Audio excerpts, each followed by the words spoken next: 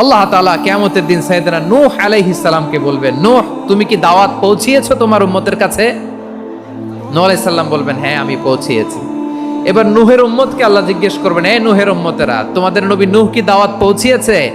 নূহের উম্মত বলবে, না আল্লাহ, আমাদের কাছে কোনো সতর্ককারী আসে নাই, কোনো নবী টবি আসে নাই, কোনো দাওয়াতও আমরা পাই নাই, আপনারাও চিনি নাই, জান্নাতও চিনি নাই, জাহান্নামও চিনি নাই। নূহ আলাইহিস সালাম বিপদে পড়ে যাবেন। তখন আল্লাহ বলবেন, নূহ তুমি বললা পৌঁছিয়েছো, তোমার উম্মত বলে কিছু পায় নাই। নূহ তোমার কি কোনো সাক্ষী আছে?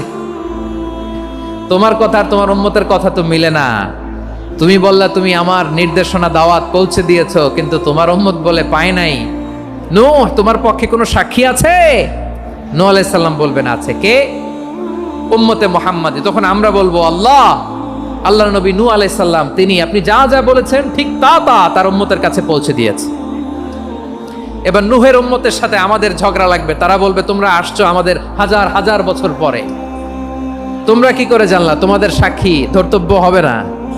আমরা তখন বলবো, আমাদের কোরআনে তোমাদের নবীর নামে আল্লাহ তাআলা একটা সূরা নাজিল করেছেন, সূরাতে নূহ। আওয়াজ করে পড়েন আল্লাহু আকবার। আমরা বলবো, আমাদের কোরআনে তোমাদের নবীর কথা আল্লাহ আমাদেরকে জানিয়েছেন, দিন রাত এক করে তোমাদের কাছে তিনি দাওয়াত পৌঁছেছেন। তোমরা কানের মধ্যে হাত দিয়ে রাখতা, চেহারাটা কাপড় দিয়ে ঢেকে রাখতা, আল্লাহর নবী নূহকে পিটিয়ে ছালা দিয়ে পেঁচিয়ে তোমরা পাহাড়ে তুলে রেখে আসতা, সব আমরা জানি। আমরা যখন বলবো এই কথা, নূহের উম্মত চুপসে যাবে। তখন আমরা সত্য বলেছি কিনা এটা আল্লাহ তাআলা জানতে চাইবে বিশ্বনবীর কাছে। তখন বিশ্বনবী আমাদের পক্ষে সাক্ষী দিবেন। আওয়াজ করে বলেন আল্লাহ।